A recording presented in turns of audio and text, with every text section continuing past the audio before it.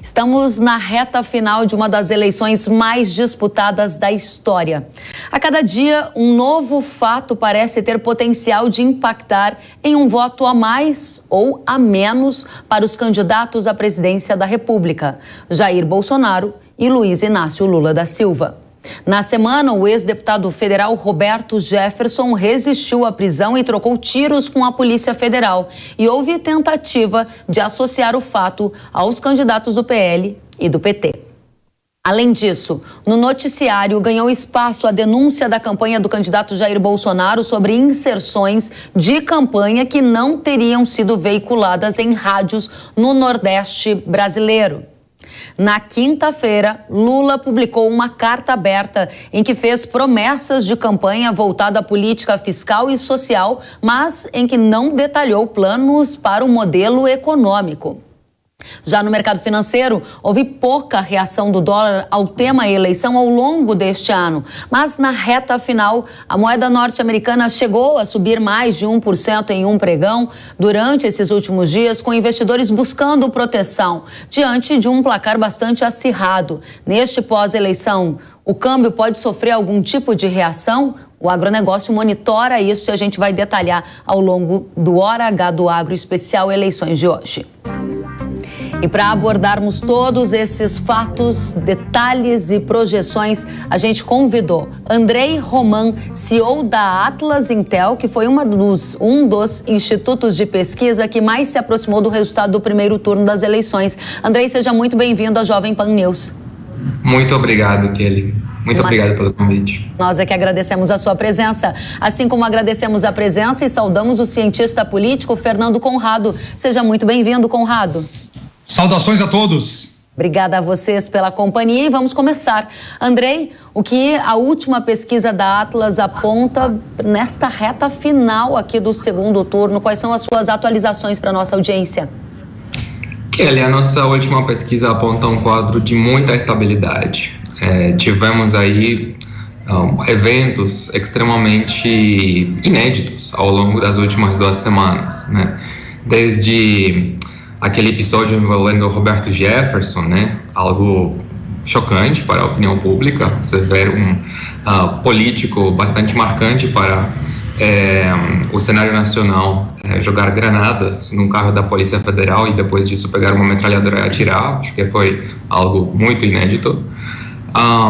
Ao mesmo tempo, revelações por parte da campanha do Bolsonaro em relação há uma desigualdade de oportunidades, né, em termos de fazer a campanha. Ele alegou ter sido prejudicado por conta de falhas no processo de comunicação das inserções da campanha dele em rádios no Nordeste, algo bastante inédito também para o debate político.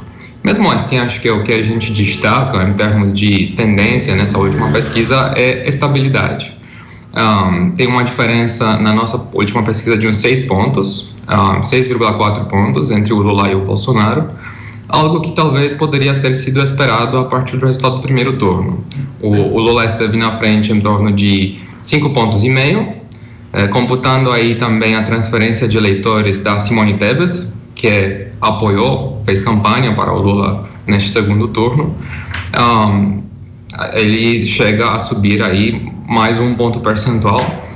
E no resto, a gente espera que podemos ter algum impacto de efeitos de comparecimento, abstenção. A abstenção no Nordeste pode ser maior, mas não necessariamente. A abstenção no Sudeste pode cair, mas isso não necessariamente implica que vai cair de um jeito que vai impactar positivamente o Bolsonaro. Pode se impactar positivamente, mas não há uma clareza específica sobre o que vai acontecer em termos do impacto da abstenção, de dinâmicas de abstenção sobre o resultado final. Andrei, então, eu diria que o que a gente vê, assim, em termos de conclusão, muito rápido, que por mais que a gente tenha um acirramento dessa briga de maneira muito clara, né, o país está assistindo a talvez a eleição presidencial mais polarizada do período da redemocratização.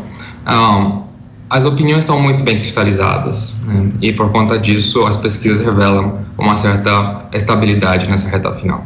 Muito bem, só para que fique muito claro e transparente para a nossa audiência, você fala que há uma tendência de estabilidade nesta reta final e trouxe dados de uma pesquisa que vocês acabaram de fazer às vésperas desse segundo turno, apontando uma diferença de 6 pontos percentuais. Mas não ficou claro para mim qual o candidato que está em vantagem e os percentuais que vocês têm nesse momento. Gostaria de ter mais detalhes sobre quantas pessoas foram ouvidas, em que regiões do país, só para a gente entender, e também quando, por favor.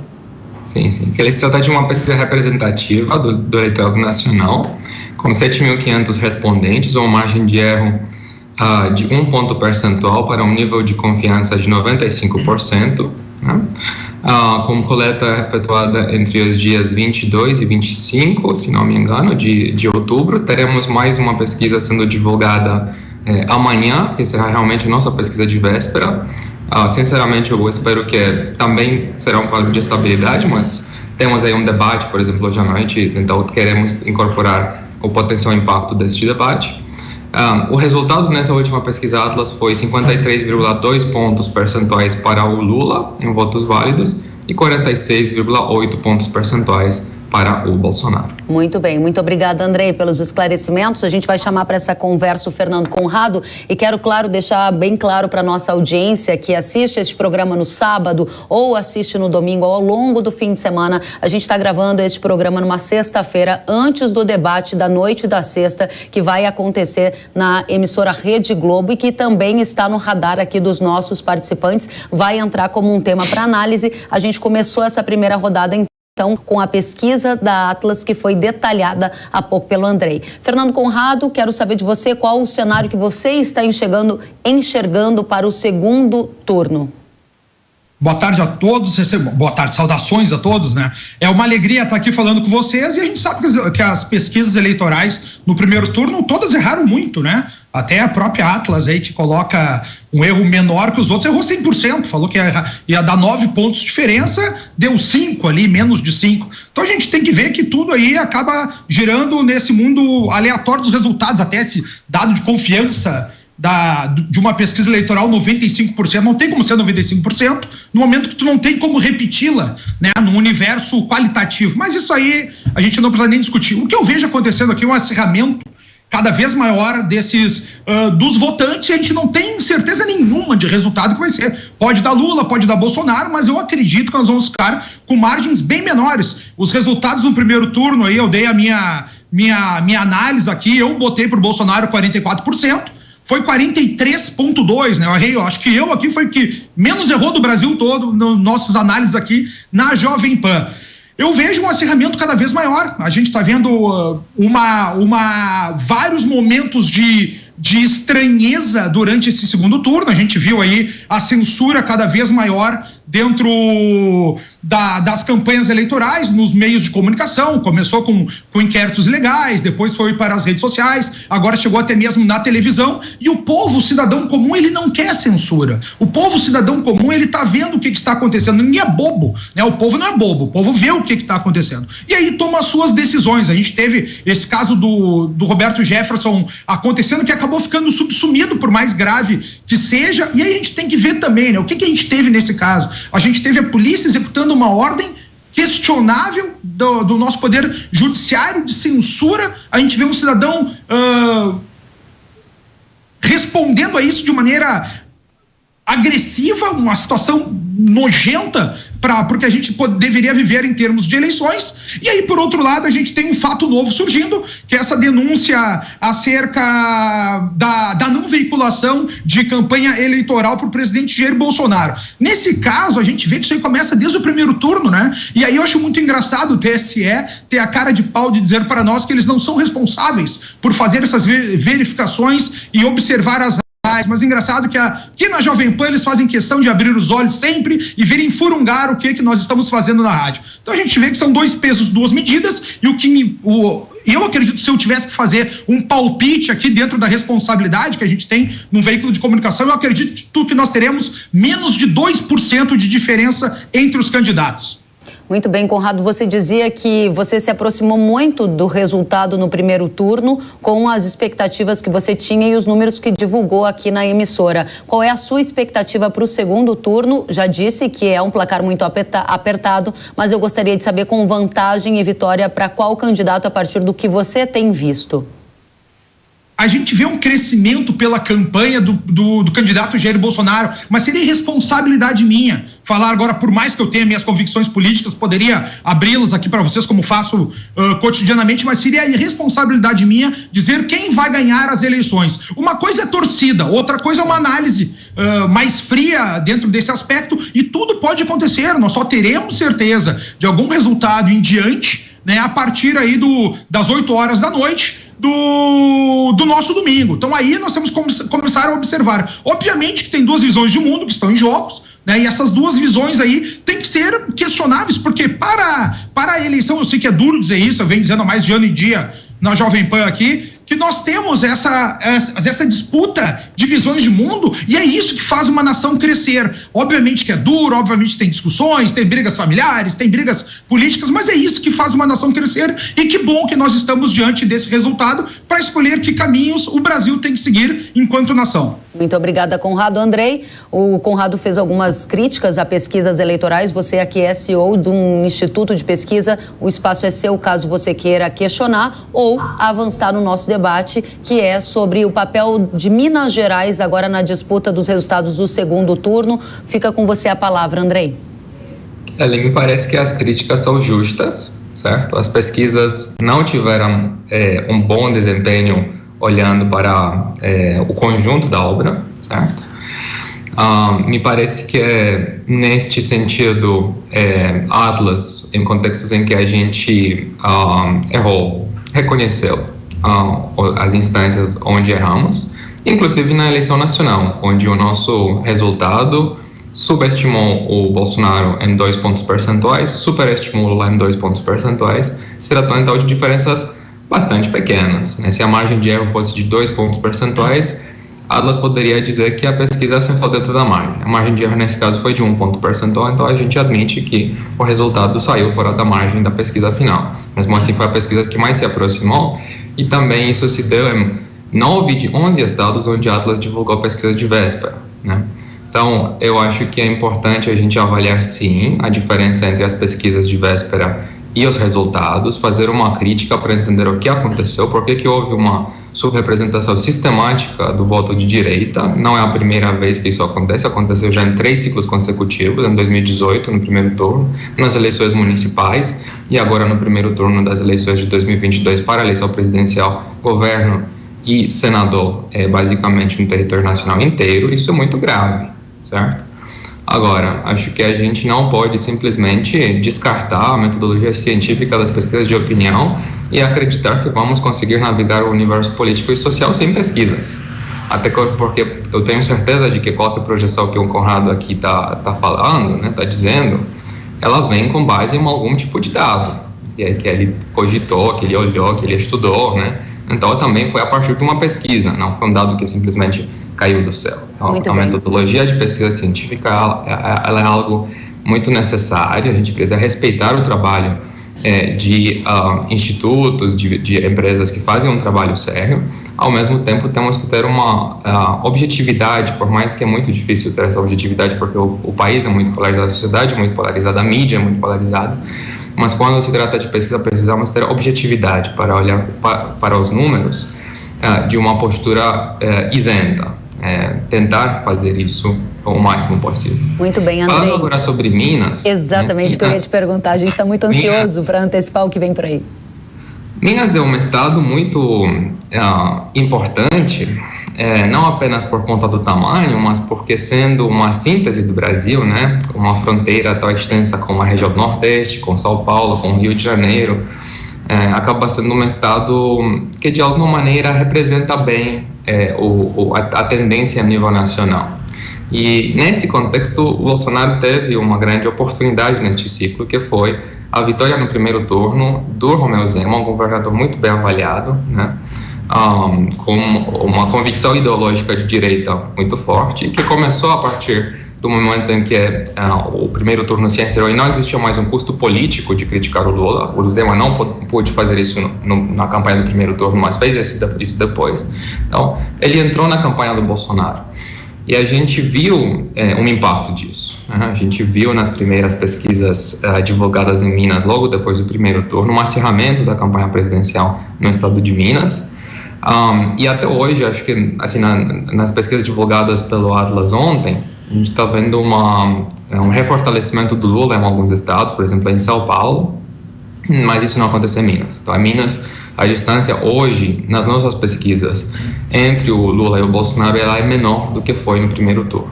Ou seja, Bolsonaro conseguiu, através do apoio do Zema, angariar mais votos em Minas Gerais. Conseguiu. Agora sim, não se trata de tanta coisa, certo? Então, tivemos aí outras pesquisas, trackings, ou boatos de pesquisas que talvez nem são reais, dizendo que o Bolsonaro teria virado Minas com uma diferença de até 20 pontos percentuais na frente do Lula. Isso me parece completamente implausível. Então, por mais que a distância ficou menor no estado de Minas, o Lula, pelo menos nos nossos dados, continua na frente.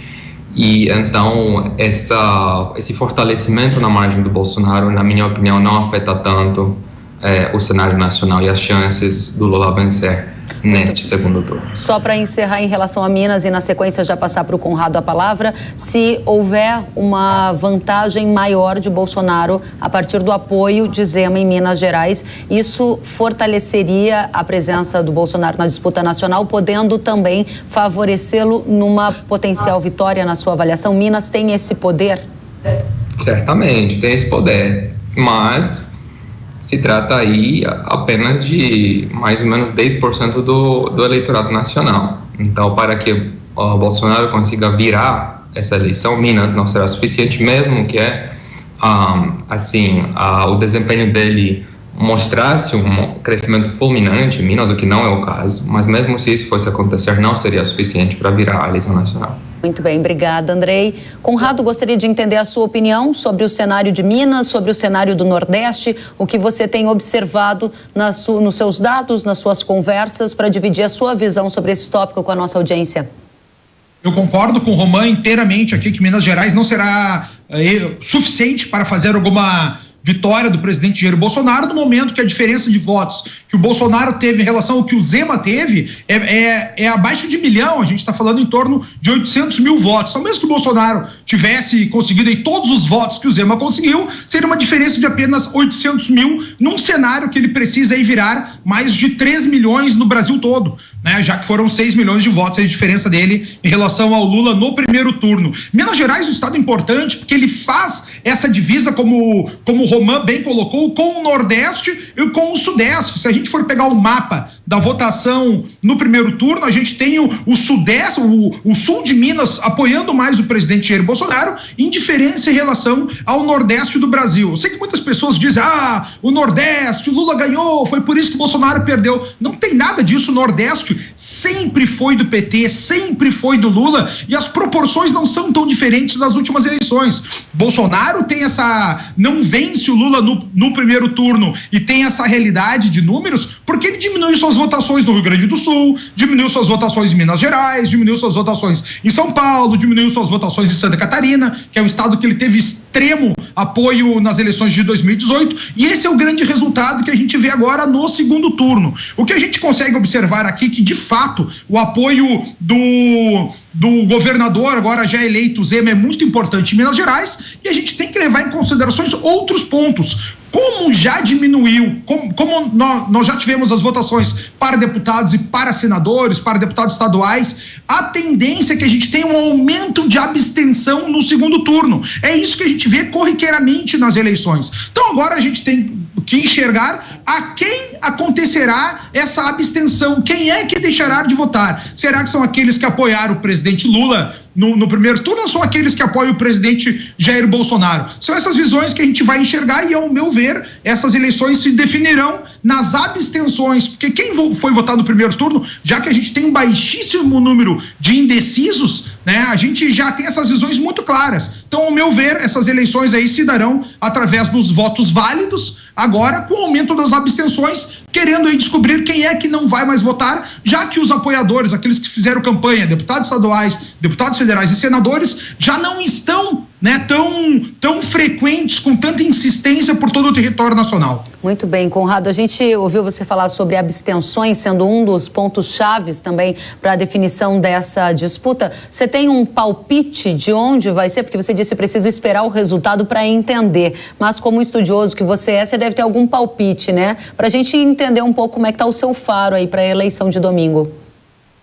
Mas em termos de palpite, a gente tem que enxergar o seguinte: aonde é que já teve vitória em primeiro turno? Todos os lugares que já tiveram vitória em primeiro turno dos seus governadores, esses lugares certamente a eleição esfriou um pouco mais. Então basta a gente passar uma visão geral pelo Brasil. Nós vamos ter importantes estados, inclusive do Nordeste e do Norte do país, que já definiram seus governadores num primeiro turno. Então nessas localidades aí já arrefeceu a campanha eleitoral e aí muita gente vai deixar de votar. Como eu falei para vocês, né, acho que é importante que todos nós vamos votar nas eleições, levemos os nossos parentes para votar, que a gente faça o clamor popular ser escutado, independentemente do partido político, né? É a nossa voz, é a voz do povo, é a voz de Deus, e é isso que a gente tem que esperar das próximas eleições. Independentemente disso, como eu já falei aqui, eu acho que o Roman pode analisar melhor ainda, as eleições no segundo turno sempre tem uma abstenção maior que no primeiro turno. Como tu perguntaste, eu acredito que a gente terá essas abstenções maiores nos estados que já tiveram a definição dos seus governadores ainda no primeiro turno.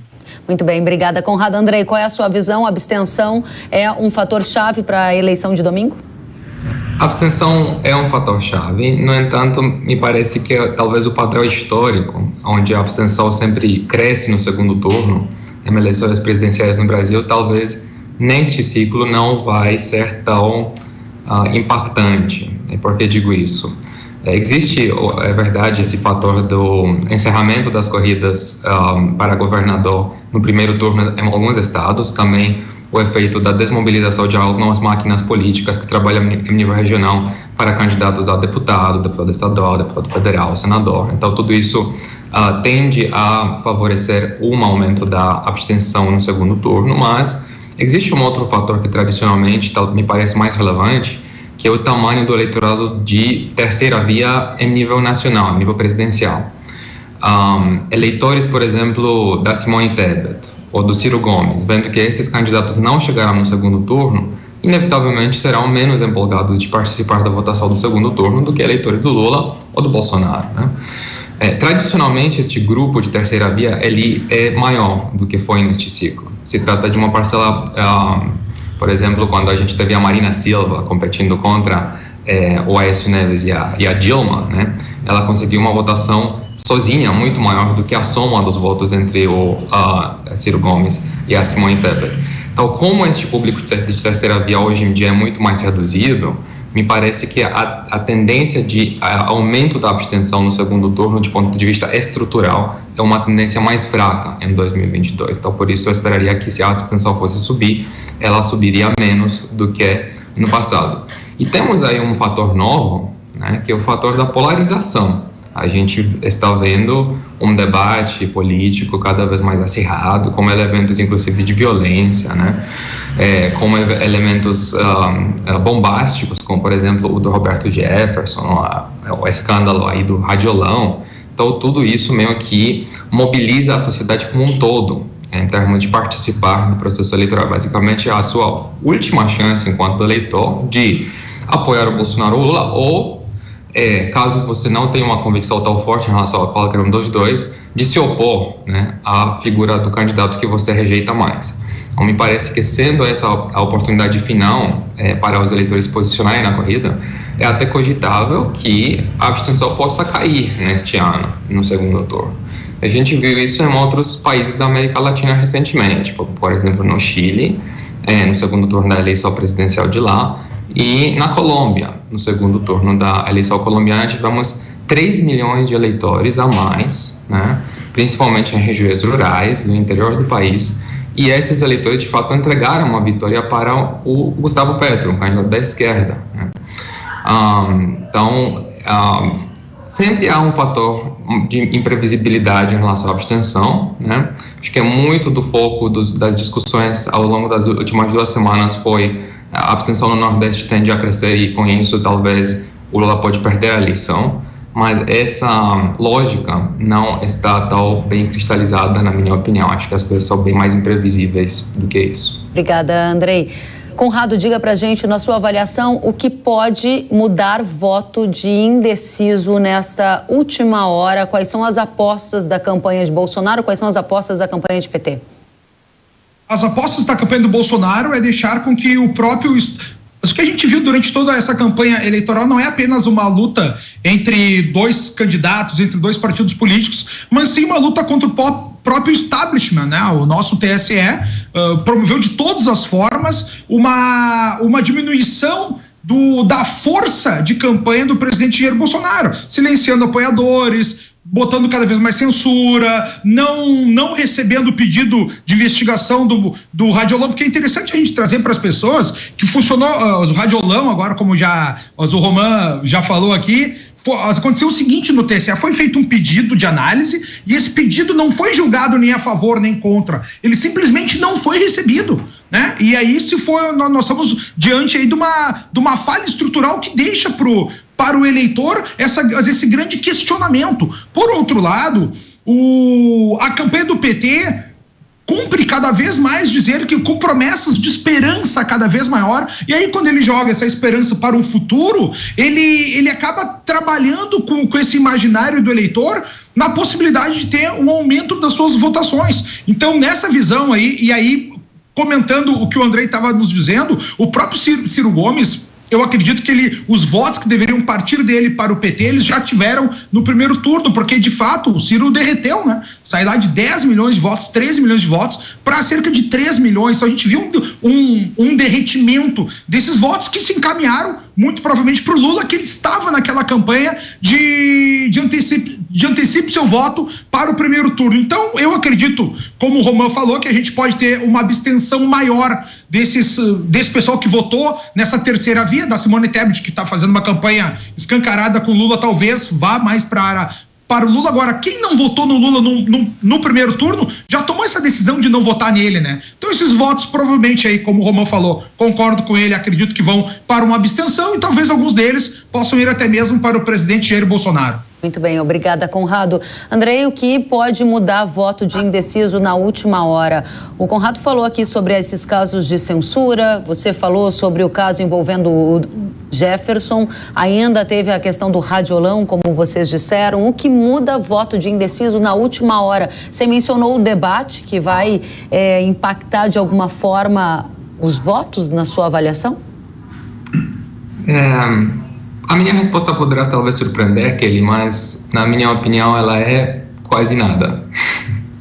Porque, sinceramente, se o Radiolão não mudou votos, se o Jefferson não mudou votos, se o evento das garotas venezuelanas, que na minha opinião de fato impactou, se houve algum evento que impactou mais e impactou negativamente o presidente Bolsonaro, porque ele estava numa trajetória de subida, de recuperação, e o evento pegou ele no pior ponto possível, né, da campanha de segundo turno, mas mesmo esse evento das garotas venezuelanas impactou pouco, certo? Então ele interrompeu uma trajetória de subida, mas não causou uma queda tão grande da intenção de voto do Bolsonaro. Então, se esses eventos tão visíveis, né, tão discutidos, tão polêmicos, que viralizaram nas redes sociais ao longo de 2 semanas, né, não impactaram, eu não acredito que teremos pela frente, no pouco tempo que ainda resta, algo que vai impactar o número de indecisos, que de fato é muito baixo. Quase não tem mais indecisos nessa corrida, na minha opinião. Muito bem.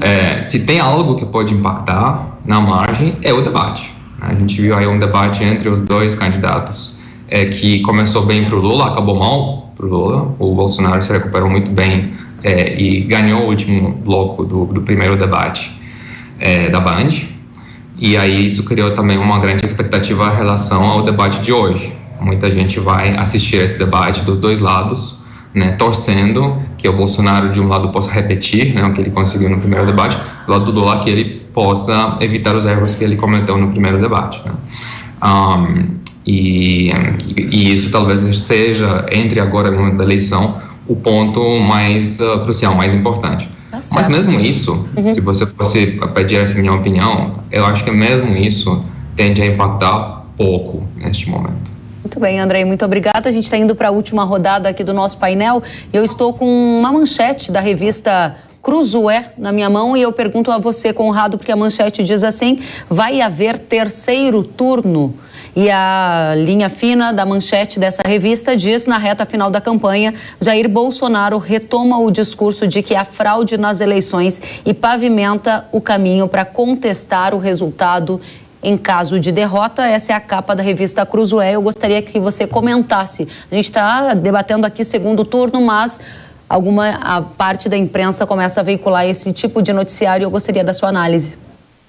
A imprensa faz aquela eterna narrativa numa repetição ipsiliter que a gente teve na eleição americana. O que a gente tem que analisar aqui é que nós tivemos durante todo esse longo processo eleitoral uma supressão de direitos de uma chapa presidencial, no caso aí do presidente Jair Bolsonaro. E essas discussões que deveriam ser tomadas, deveriam ser analisadas durante o período eleitoral não foram. Né? Se elas vão ser julgadas no futuro, se tem alguma responsabilidade de alguma chapa de oposição, pode acontecer como não pode acontecer. O que está sendo buscado aqui é implantar o terror e tentar essa narrativa golpista que tenta colocar o presidente Jair Bolsonaro dessas eleições de 2018. Obviamente que a gente tem casos evidentes como esse aí do Radiolão que tem que ser investigados, né? Então essa investigação, as responsabilidades disso devem ser apuradas. Pelo fato do decurso de tempo ser muito curto, fica aberta essa margem de uma análise futura. Agora, o que a gente tem que analisar aqui de toda forma aí, as eleições que nós teremos aqui, será um julgamento sobre os candidatos, né? O próprio presidente Lula, por mais que tenha sido descondenado das suas ações, agora ele vai ir para o 4º grau de jurisdição, que é o povo, que vai dizer se apoia a sua visão de mundo ou não apoia a sua visão de mundo. E por outro lado, do caso do presidente Jair Bolsonaro, isso vai ser discutido. Se a gente quer um Estado que trabalhe tão policialesco assim, com ações ilegais, com fraudes que não são... Porque o processo, quando a gente fala em fraude, a gente tem que ver todos esses cerceamentos de liberdades que aconteceram para só um candidato, já que a gente não tem outras emissoras de televisão, por exemplo, nenhuma delas foram censuradas, nenhuma delas teve um equilíbrio de visões políticas, e é isso que a gente vai trazer agora para esse segundo turno, e talvez esses julgamentos possam até mesmo serem postergados em relação ao curto decurso de tempo que nós temos entre os julgamentos e as eleições. Muito bem, obrigada, Conrado. Andrei, qual a sua opinião? A minha opinião é que é sempre bom a gente respeitar a democracia e o resultado das urnas. Caso tiver efetivamente algum tipo de comprovação de fraude, acho que isso precisará ser investigado, comprovado, né? E tratado com uma seriedade transparente para a sociedade como um todo. Me parece que há um discurso bem razoável em relação à necessidade de sempre fortalecer a segurança das urnas eletrônicas. Me parece que sempre é possível incorporar novos mecanismos de verificação e de segurança, mas caso não tenhamos elementos claros que comprovem fraude, parece muito ruim para a democracia especular em relação a isso, né? Eu acho que o resultado do primeiro turno mostrou aí de inúmeras maneiras que o voto da direita foi muito forte no Brasil. O PL elegeu uma bancada de 99 deputados, né? O presidente Bolsonaro surpreendeu em relação a todas as pesquisas. Em inúmeros estados, candidatos a senador ganharam de forma inesperada. Mourão, no Rio Grande do Sul, no contexto de São Paulo, o Marcos Pontes, né? Então, acho que o resultado de primeiro turno serviu um pouco para pacificar um pouco os ânimos e mostrar que, de fato, o processo, por mais que tenha vulnerabilidades, acho que não existe assim, um bulletproof system, que nunca tenha nenhum tipo de possibilidade de ele ser deixado vulnerável. Isso não existe em nenhum lugar no mundo. Mas, por mais que existam vulnerabilidades, não existe nenhum tipo de comprovação de que isso impactou negativamente a lisura do processo eleitoral, e eu acho que com isso os ânimos deveriam ficar um pouco mais pacificados para esse segundo turno. Obrigada, Andrei. Gostaria então de pedir a você, Conrado, a sua consideração final depois da fala do Andrei. Não, a consideração final, concordo com o Andrei nesse aspecto, que nós tivemos aí uma escolha maciça da população brasileira por representantes mais vinculados a uma visão conservadora de mundo, já que a gente pode dizer isso, por quê?